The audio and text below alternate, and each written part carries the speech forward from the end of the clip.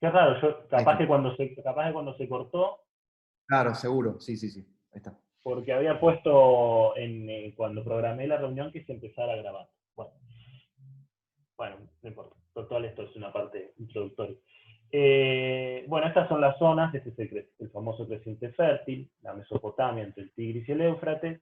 eh, y acá se ven las zonas donde crecía silvestre, de forma silvestre, los trigos diploides, los trigos tetraploides, y las especies silvestres de Gylops, con las cuales se podrían haber cruzado. Fíjense que esta segunda especie de Gylops, la que da el genoma D, fíjense que es en una zona más al norte, más cerca del mar Caspio, que es donde se habría originado los trigos hexaploides. Bueno, y estas son todas las especies actualmente reconocidas de trigo, ¿sí? Antes, hasta no hace mucho, estas que ustedes ven acá como subespecies, se considera, la clasificación tradicional las consideraba especies directamente. Actualmente, con estudios genéticos más profundos, se ha determinado que en realidad existen 6 especies de trigo, de Triticum, y muchas más subespecies. Pero las 6 especies principales, que son diploides, tetraploides y hexaploides, son Triticum monococcum, Triticum urartu, Triticum turgidum, Triticum timoferi, Triticum aestivum y Triticum zukowski. De Monococcum dijimos, tenemos una especie silvestre, que es Eicor silvestre, y una especie domesticada, que es Eicor domesticado. De Triticum turgidum teníamos el Emer, que es el primero domesticado, y luego toda una serie de trigos en base a la diversificación, del cual actualmente el más importante es el trigo cambial, es su especie durum. Y luego entre los hexaploides, ahí tenemos Triticum aestivum, que es el más importante, el trigo PAM, y después tenemos algunas otras especies que también se cultivan, como Compactum, espelta. En realidad todas estas subespecies se cultivan, pero actualmente sacando lo que es Triticum durum, Triticum aestivum y, si quieren, Compactum, el resto se cultivan como cultivos relictos o como producciones muy reducidas. Esta es la clave, existe una clave para todas estas subespecies de trigo que antiguamente en la cátedra de cereales se daba, porque tenemos muestras de espigas de algunas de estas subespecies. Quizás después, un poco más adelante, les pueda subir algún video de las espigas que tenemos en la cátedra. Pero existe una clave que se puede utilizar para diferenciar estas distintas subespecies. Simplemente acá se las muestro, es larga, como para que la vean nada más. Bien, entonces retomando. En el mundo tenemos dentro del género Triticum diploides, tetraploides y hexaploides. Diploides, Triticum monococcum, tetraploides, Triticum turgidum o turgidum, y hexaploides, Triticum aestivum. Genoma AA, genoma AAB y genoma AABB. Después podemos hablar un poco de la dureza del grano, que es un aspecto de la calidad del grano, ¿no? Esto lo van a ver más en profundidad más adelante, pero que un poco determina, un poco no, determina el destino que va a tener la producción de esos granos. No tiene que ver con la dureza del endospermo. Dentro de los trigos diploides, que ya dijimos, hay una sola especie que se cultiva muy poquito, es más bien antigua, todos los trigos diploides son de tipo de endosperma blando. Los trigos tetraploides, todos los trigos tetraploides son de endosperma duro. Y dentro de los hexaploides tenemos variación en la dureza, dentro incluso de la misma subespecie. Así, por ejemplo, dentro de lo que son las distintas variedades de Triticum aestivum, tenemos variaciones en la dureza. Tenemos tipos blandos, ¿sí?, de endosperma blando, y tipos duros. En nuestro país, y después tenemos otro trigo hexaploide que les había mencionado, que es Triticum compactum, su especie compactum en realidad, que son blandos, todos blandos. Esta especie de trigo no se produce en la Argentina. En la Argentina producimos Triticum aestivum, Triticum durum, o Triticum turgidum, su especie durum. Para simplificar, ahora usamos solamente voy a mencionar la clasificación tradicional, porque si no son muchos nombres. Y como dijo Boris la otra vez, se cultiva algo de, hay dos, o una variedad estricta de Triticum expedita, o sea, es un hexaploide. Pero bueno, dejémoslos de lado, es una producción menor de tipo orgánico. Digamos que a grandes rasgos cultivamos Triticum aestivum y Triticum durum. Dentro del Triticum durum es todo de tipo duro, el endosperma de tipo duro, que su principal destino, porque produce sémolas, es la fabricación de pastas. Dentro de Triticum aestivum tenemos, como dijimos, variaciones en la dureza del endosperma. La mayor parte de los cultivares sembrados en Argentina son de tipo duro, que sirven principalmente para la producción de pan. Pero hubo una necesidad de trigos de tipo blando, porque los trigos de tipo blando son más aptos para la producción de galletitas. Hasta hace poco, digamos, hace unos años, en realidad no se contaba con otro tipo de trigo pan que no sea de tipo duro. Pero en los últimos años se han introducido algunos cultivares del Triticum aestivum de tipo blando, que es destino exclusivo para la fabricación de galletitas.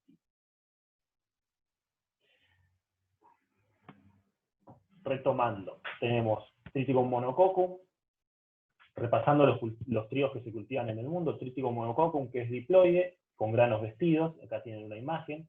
Monococcum o Einkorn en alemán, viene de una palabra alemana, es porque las espiguillas de estos trigos tienen un solo grano.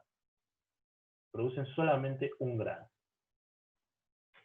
Dicoccum, justamente porque las espiguillas de estos trigos producen 2 granos. Este es el trigo Emmer, o farro en italiano también. Este cultivo tiene una relativa importancia en Europa, donde se cultiva en algunas zonas como cultivo relicto, especialmente es cultivado en Italia, como les digo, se produce algún tipo de producto que se llama pane di farro, por ejemplo, también se destina para producción animal, y generalmente también como producción orgánica tradicional.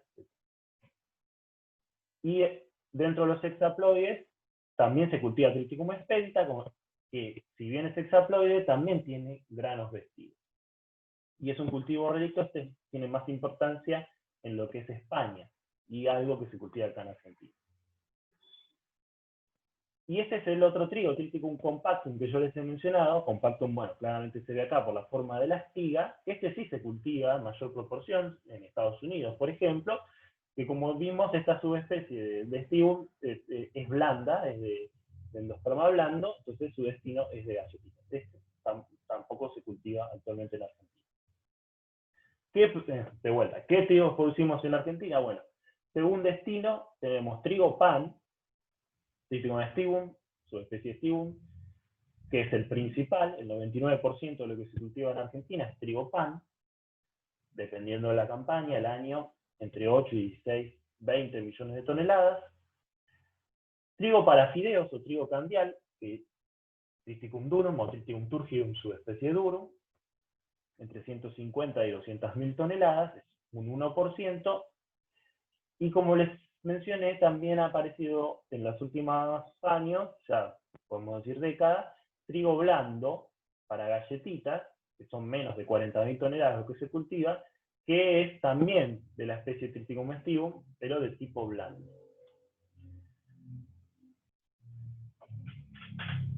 Entonces, tenemos trigo pan, Triticum aestivum, que son los cultivares de trigo duro, que estos cultivares en nuestro país tienen pericarpio rojo, ¿sí? Hay alrededor de 70 variedades inscriptas, que dan harinas, ¿sí? Harinas blancas. Tenemos Triticum turgidum, subespecie durum, que es el trigo candial, que da sémola, que se utiliza entonces para la producción de pastas secas. Y tenemos el trigo blando, que sigue siendo Triticum aestivum, pero que el endosperma es blando, entonces su destino principal es la fabricación de galletitas, por contrato, ¿no? En este caso, las variedades inscritas en el país tienen como condición comercial que el pericarpio del grano sea blanco.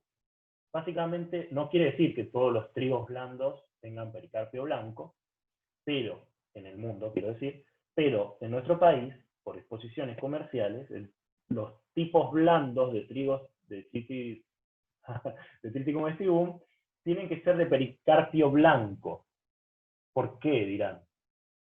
O sea, ¿cuál creen que puede ser la razón de que se pida esa? A ver, ya que estamos, Alejandro dijo que le gusta preguntar, así que podemos empezar a preguntar. ¿Por qué creen que se pide esto? ¿Cómo es la etapa de comercialización en Argentina de los trigos? ¿Alguien tiene alguna idea?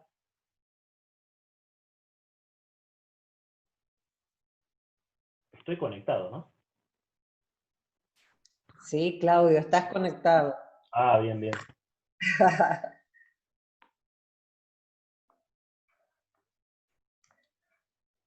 ¿No? Capaz que habría que reformular la pregunta y decir, bueno, pensar en que si los trigos duros son rojos y los trigos blandos deben ser blancos, creo que, digamos, salta a la vista la utilidad, ¿no? ¿Qué les parece?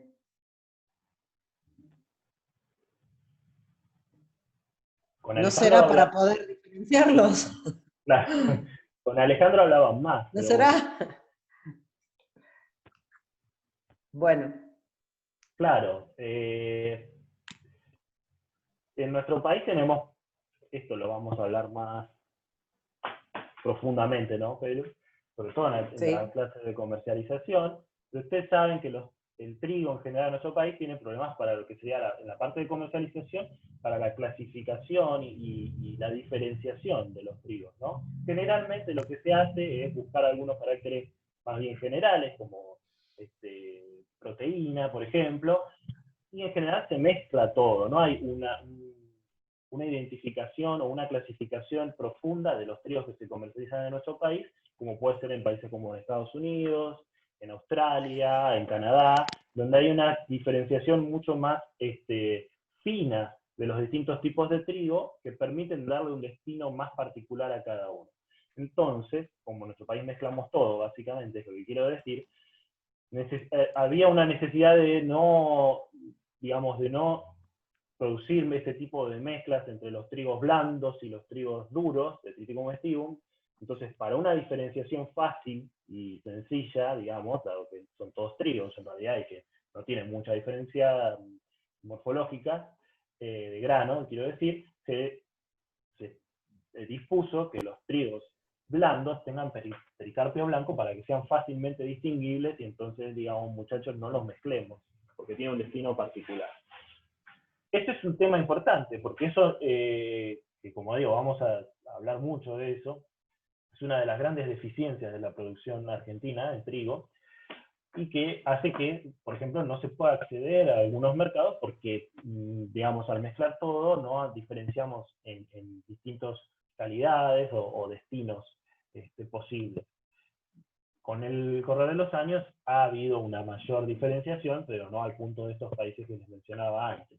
Y eso surge ahora con otro tema por ahí de actualidad, pero que tiene que ver con la biotecnología. Por ejemplo, ustedes saben que se ha desarrollado un trigo transgénico con tolerancia a sequía, que podría ser muy interesante de cultivar en el país, pero tenemos el problema de que no está permitido todavía. ¿Por qué? Por una cuestión ambiental. Bueno, puede ser, hay un montón de pasos que tienen que seguirse para habilitar ese tipo de cultivo. De todas formas, tenemos la soja, que es 100% es transgénica, así que no sería un gran problema. El problema principal es justamente comercial. ¿Cómo Argentina se compromete a poder diferenciar los trigos transgénicos de los no transgénicos para venderlos o no venderlos a los mercados que los quieren o no los quieren? Por ejemplo, Brasil por ahora dice que no quiere trigo transgénico y nuestro principal comprador es Brasil. Entonces, si nosotros empezamos a cultivar trigo transgénico y no podemos hacer un seguimiento y luego se va a terminar mezclando en los hilos, perderíamos el principal comprador de nuestro país. Entonces, Actualmente, por esta situación comercial, el trigo transgénico en nuestro país está frenado. Hasta que, no sé, los brasileños decían que nos quieren comprar trigo transgénico, no tienen problema. Bueno, habrá que ver otros destinos, como el europeo, que claro que no es justamente el principal de Argentina, pero donde ellos no admiten ningún tipo de cultivo transgénico. Bien. Bueno, entonces tenemos pericarpios rojos, los trigos duros del trigo pan, pericarpio blanco, los trigos blandos del trigo pan, y un pericarpio transparente, ¿sí?, en el caso de trigo duro, pero el trigo duro tiene el trigo candial tiene una coloración ámbar, que esto ya lo vimos en la parte de la morfología que vimos con Boris, que bueno, esta diferenciación entre el trigo candial y el trigo pan fue la que más les costó lograr. Eso entonces hablábamos en cuanto al destino, los trigos que sembramos en cuanto al destino. Después podemos hablar de los trigos que sembramos en cuanto a la época del año, o que se siembran de acuerdo a la época del año, primero en el mundo. En el mundo tenemos dos grandes tipos de trigo. Los trigos de tipo invernal, trigos de invierno, y los trigos de tipo primaveral o de primavera. Esta diferencia se da por los requerimientos de vernalización. Esto lo pueden retomar seguramente de fisiología. La vernalización es la necesidad de acumulación de horas de frío para poder avanzar en los distintos estados de desarrollo. Entonces, los trigos de invierno requieren de este proceso de vernalización para poder continuar su ciclo.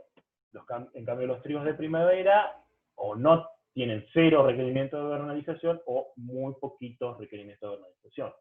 No es el único cultivo que tiene estas características. La colza, por ejemplo, tiene exactamente la misma distinción. Hay colzas de invierno y colzas de primavera, que se cultivan ambas dos en el país.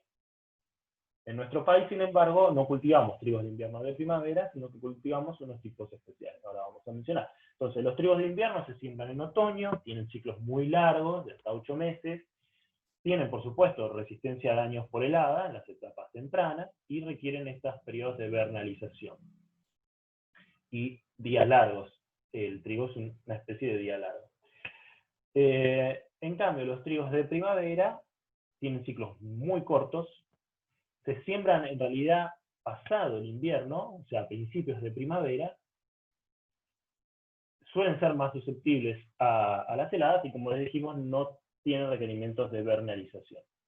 Entonces, ¿dónde piensan que se siembran principalmente los trigos de primavera? ¿En qué partes del mundo se imaginan que se siembran los trigos de primavera? Está así.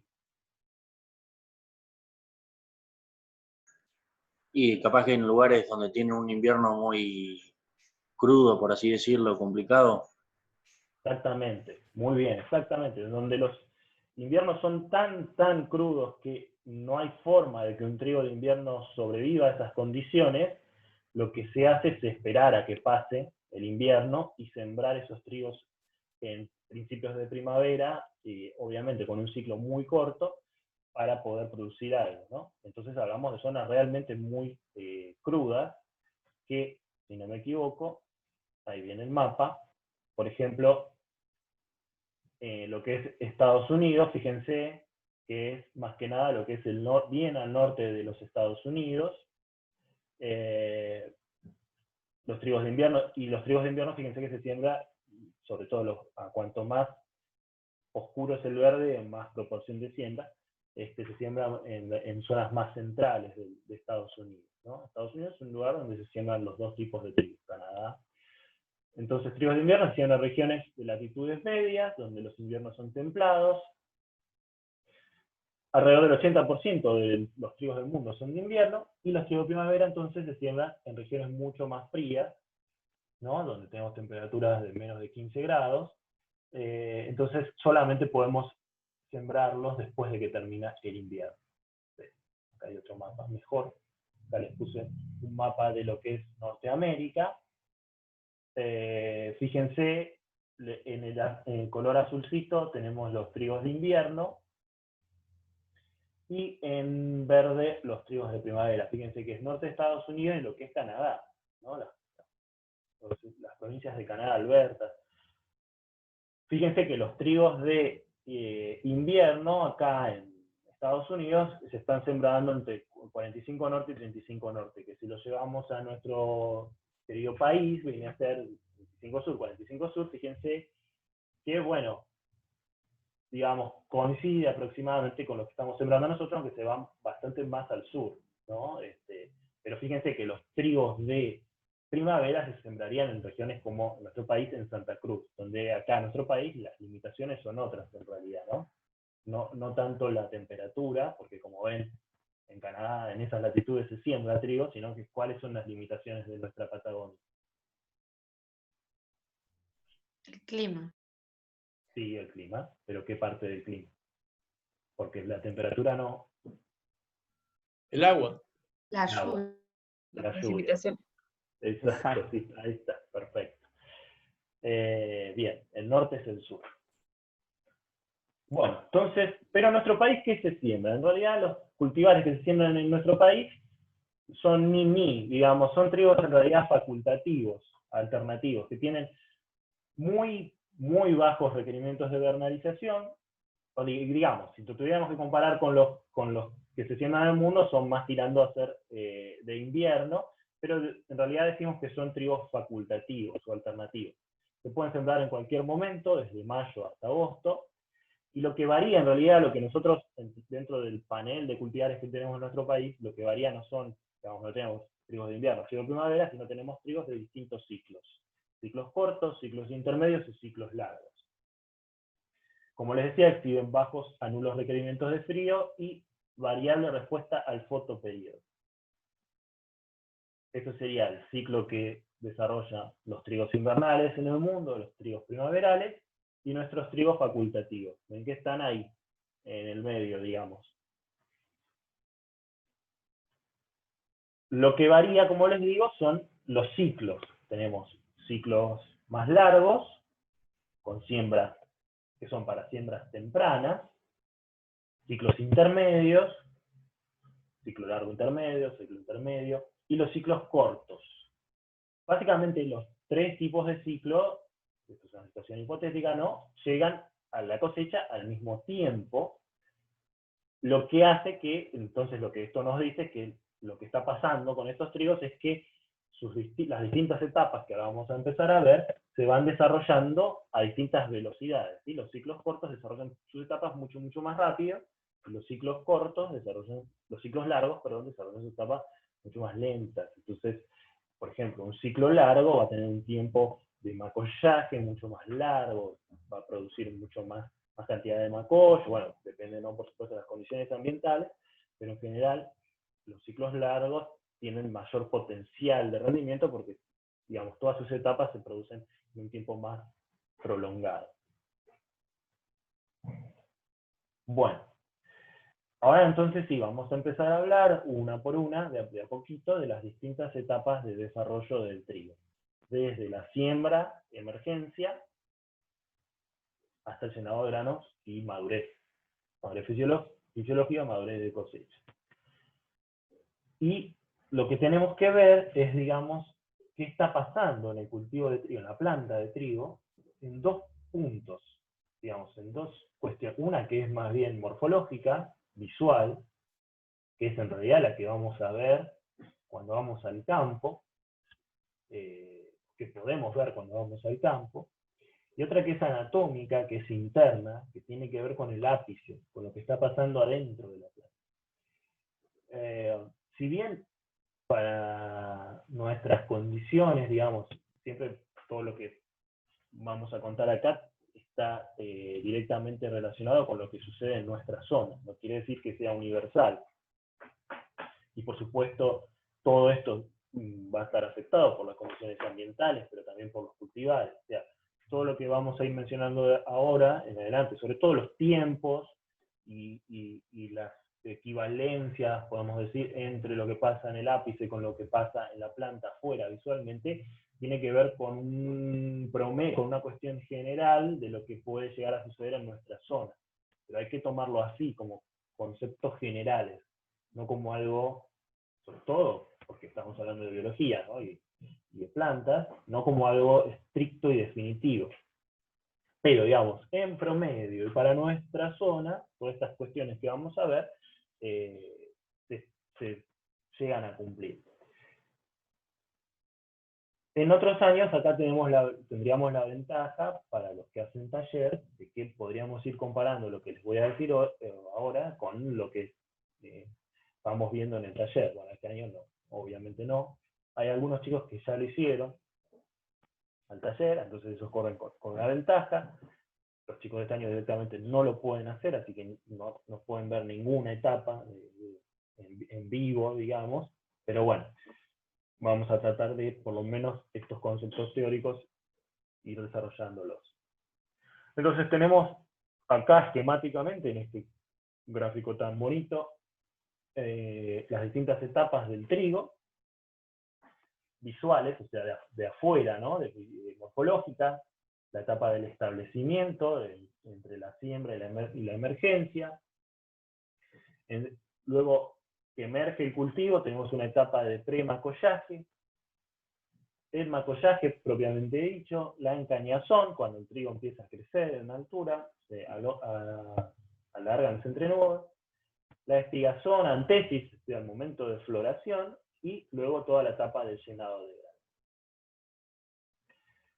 Y estas etapas, digamos, durante estas etapas vamos a estar definiendo el rendimiento del trigo, ¿no?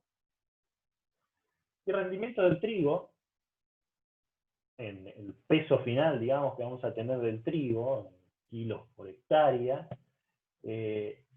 lo podemos descomponer, ¿sí?, en distintas componentes, justamente, que nos van a dar este rendimiento final.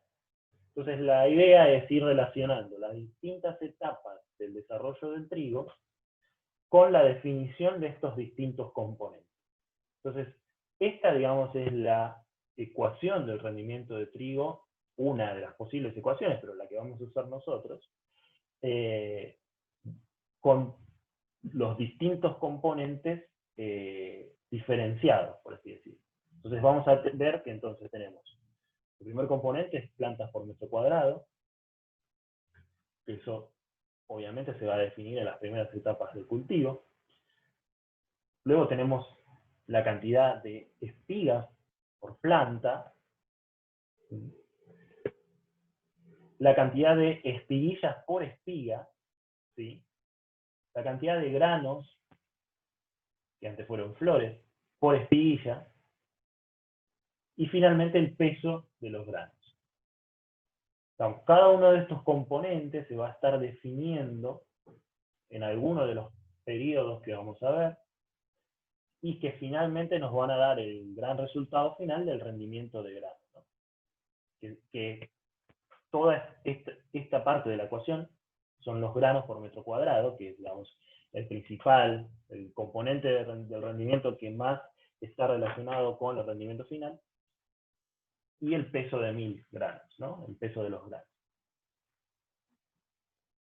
Bueno, de nuevo, acá tenemos es exactamente la misma, un poquito más completa, digamos, donde además de ver las distintas etapas visuales, podemos ver acá, ahora lo vamos a desarrollar mejor, en qué momentos del ciclo del cultivo se van definiendo estos componentes del rendimiento, ¿sí?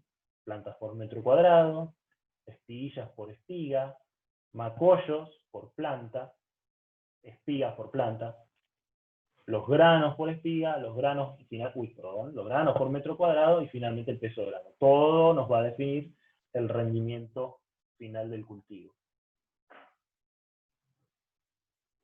Esto está modificado de Slav y Rosen. Vamos a nombrar a los dueños de las cosas por las dudas. O sea que esto queda grabado.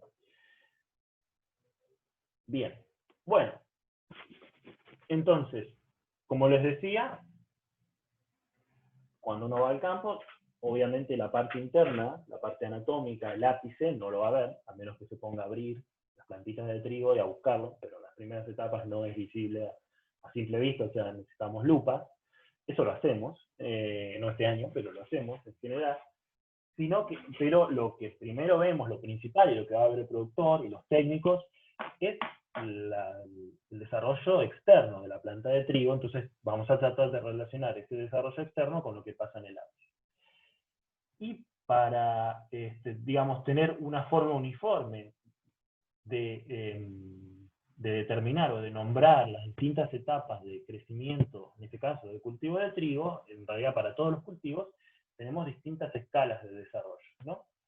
La más usada actualmente en trigo, en la escala una escala decimal de Saddox, que si estuviéramos haciendo talleres ahora estarían usando, para estaríamos familiarizados, pero bueno. Que se basa en 9 etapas, ¿sí? Del 0 al 9, y cada etapa tiene a su vez subfases. Entonces, la etapa 0 es la etapa de germinación, la etapa 1 es la producción de hojas, solo de hojas, ¿sí? La primera etapa del desarrollo del cultivo. Cuando pasamos a la etapa de 2 empezamos a tener la producción de macollos, y entonces, perdón, acá en estos casos las subfases nos van a hablar de cuántas hojas tenemos. O sea, si estamos en producción, si tenemos un trigo con 3 hojas solamente, tenemos un trigo que está en la escala de Saddox 1.3, ¿sí? Porque estamos en producción de hojas y tenemos 3 hojas. Lo mismo para macollos. Pues tenemos la producción de nudos, o sea, el encañado, la encañazón, la etapa 3. La etapa 4 es cuando tenemos la vaina engrosada. Ahora después vamos a ver una por una, no se preocupen. La astigazón es la etapa 5, la antesis es la etapa 6, y luego tenemos las etapas de llenado de grano, grano en estado lechoso, y grano en estado pastoso, y finalmente la madurez. Bueno, acá hay un pequeño ejemplo, ¿no? Si tenemos un trigo, esto es para que contesten, digamos, como les digo, esto es lo que hacemos en taller. O sea, cada vez que vamos al módulo, cada vez que íbamos al módulo, recorremos el lote y lo primero que hacemos es ver en qué estado está el trigo y anotar en qué, digamos, en qué estado según la escala de Saddox. Pero bueno, no lo podemos hacer. Imaginemos que les decimos que tenemos un trigo que está en Z1.3, Z2.1. ¿Qué ven ustedes en esa planta?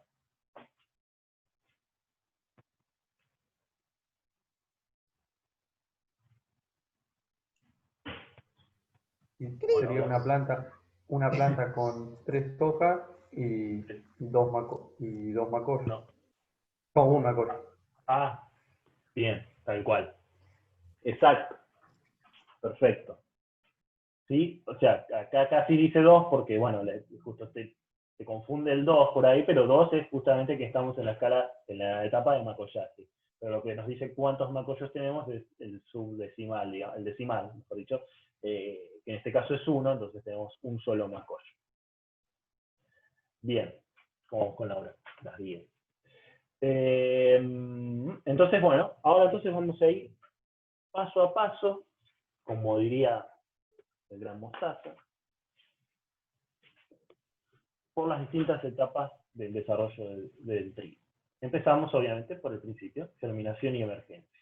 Bien, bueno, ya tenemos, vamos a usar muchas imágenes. Hay una página muy interesante de la cual tomamos muchas de estas imágenes, tanto anatómicas como morfológicas, que después se las voy a pasar, porque tiene otro tipo de imágenes también,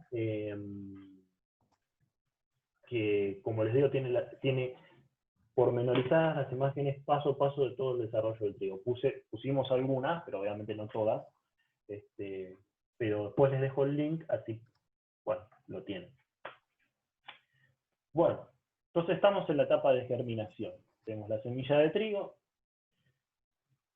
El trigo para germinar necesita acumular en humedad un 30-35% de su peso en humedad.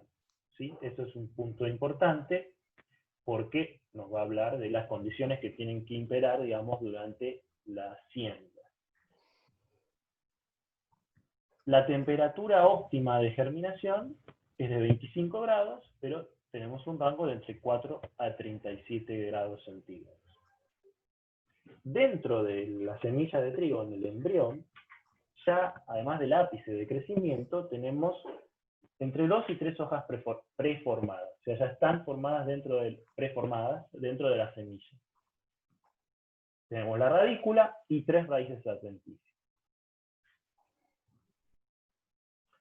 Entonces, bueno, el proceso este es básico, ¿no?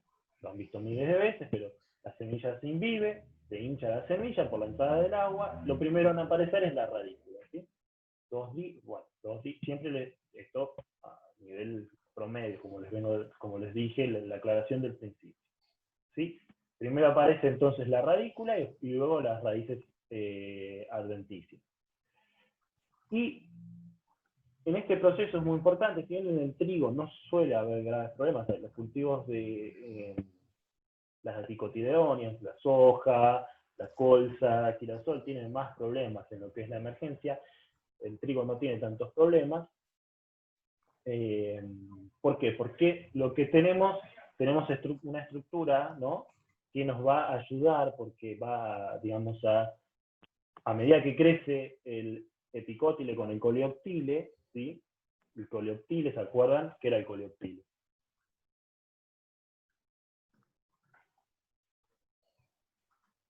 ¿Mm?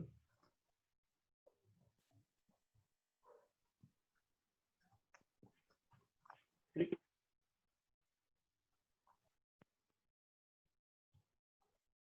O escutelo.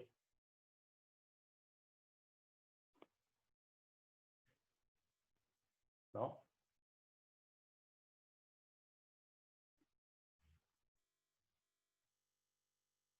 Es una monocotiledonia, ¿no?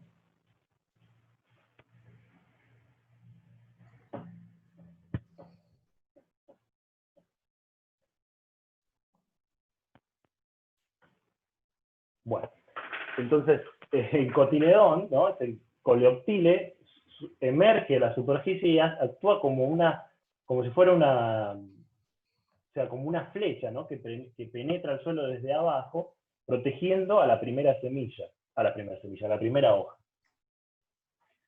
Entonces eso favorece mucho la germinación. En el caso de las dicotiledonias es un poco más complicado y puede haber problemas.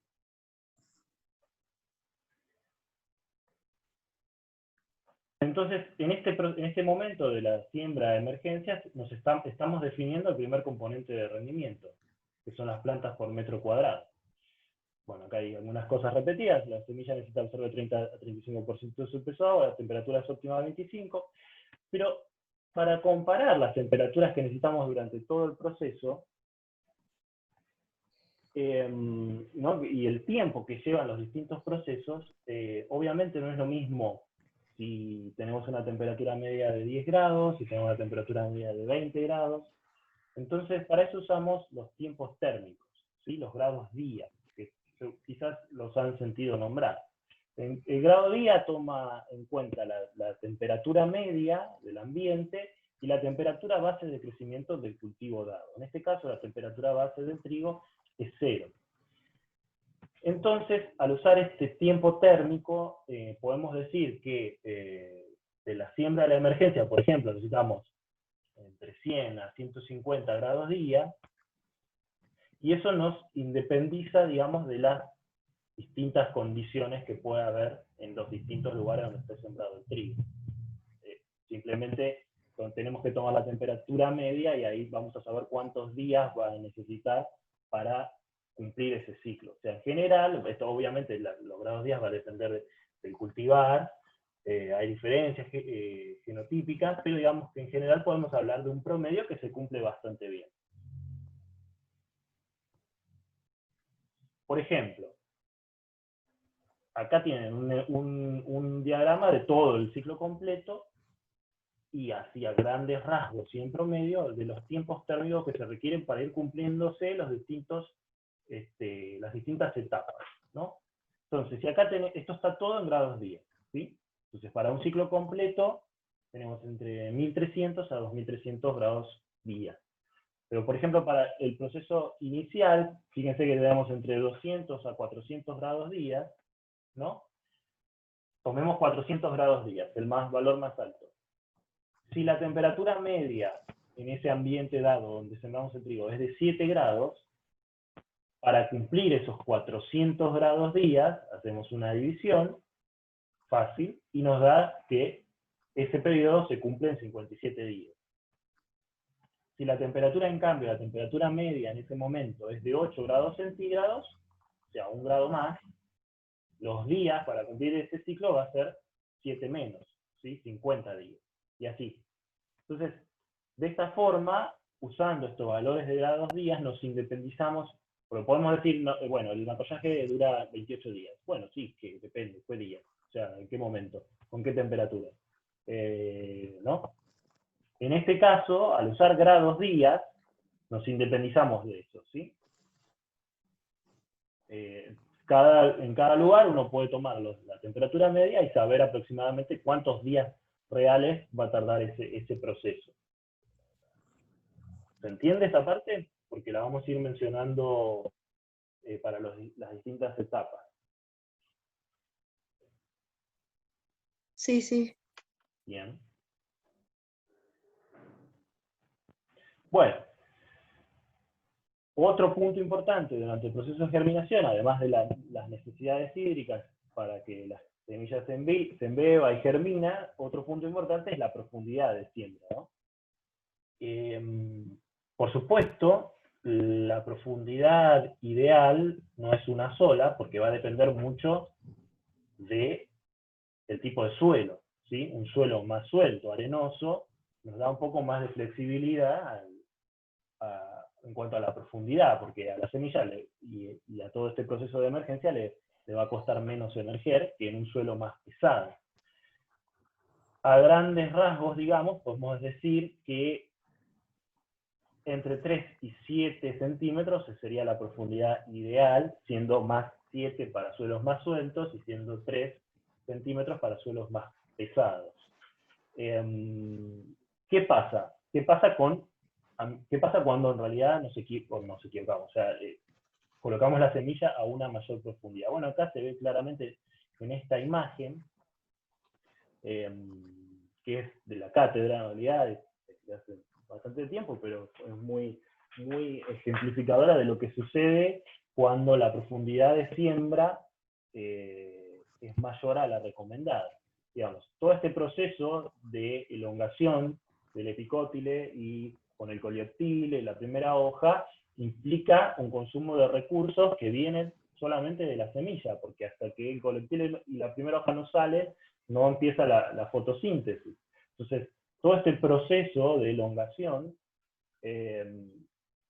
consume energía que tiene que estar acumulada en la semilla. Entonces, a medida que esa profundidad es mayor, estamos usando casi todas las reservas, o incluso nos quedamos sin reservas para este proceso. Fíjense que en una profundidad muy elevada, la planta consume toda su reserva para llegar con el último esfuerzo, llegar a la superficie, y lo que tenemos son plántulas muy debilitadas, ¿sí? Que llegan a la superficie con 0 reservas, y que van a dar, esto ya después no lo podemos corregir, y nos va a dar toda una planta debilitada, que no va a rendir lo mismo que una planta sembrada a la profundidad correcta, ¿sí? Acá creo que se ve bastante claro, fíjense cómo se va elongando este epicótile. Perdón. Hay un participante.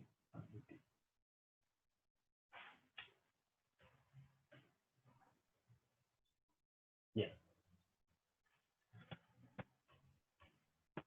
Bien, seguimos con la emergencia. Entonces, dijimos que en la semilla tenemos 2 a 3 hojas preformadas, ¿sí? Ya están preformadas dentro de la semilla.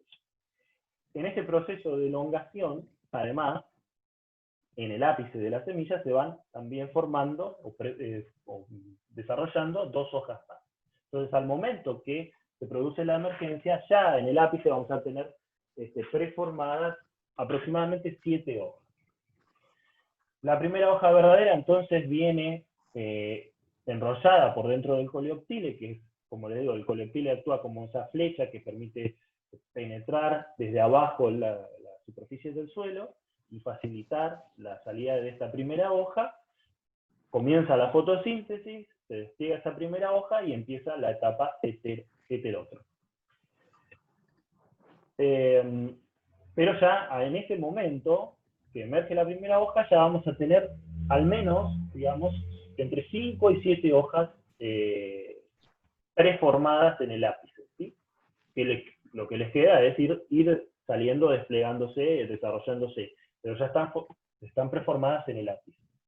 ¿Cuánto tardan estos procesos? Bueno, dijimos que entre siembra y emergencia el tiempo aproximado en grados días es entre 100 y 150 grados días.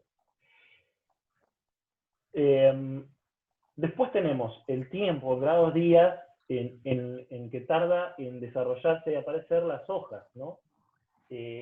Cada una de las hojas. Ese proceso se llama filocrono, ¿sí? El de desarrollo entre una hoja y otra. Ese filocrono, en grados días, es de aproximadamente 100 grados días, entre 90 y 120 grados días. La cantidad de plántulas emergidas va a depender del pH de la semilla, de la profundidad de siembra, de la disponibilidad de humedad, del ataque de insectos, los patógenos. Todas estas condiciones ambientales nos están afectando directamente el primer componente del rendimiento, que era plantas por metro cuadrado.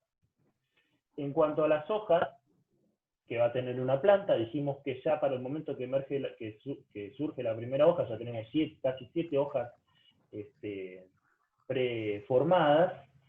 El número final de hojas en realidad es un valor que no está afectado a grandes rasgos, no está afectado por el ambiente, sino que depende más que nada del genotipo. Es decir, ya está predefinido la cantidad final de hojas que va a tener una planta de trigo. En nuestra región, para los cultivares que se utilizan en nuestra zona, en general, en promedio se habla de 12 hojas, entre 8 y 14. Bien, bueno, acá tenemos una imagen de la emergencia, fíjense el coleoptile, ¿sí? Protegiendo a esta primera hojita, la primera hojita ya emergiendo y ya verde, es decir que ya está fotosintetizando. Bien, entonces, volviendo a la ecuación del rendimiento, vamos, durante todo este proceso hemos definido, digamos, el primer componente de rendimiento, que son las plantas por metro cuadrado. Bueno, si quieren, son 10:15, si quieren hacemos 5 minutitos acá de corte y seguimos, ¿sí? Dale. Dale, genial. Bueno. Dale. Ok.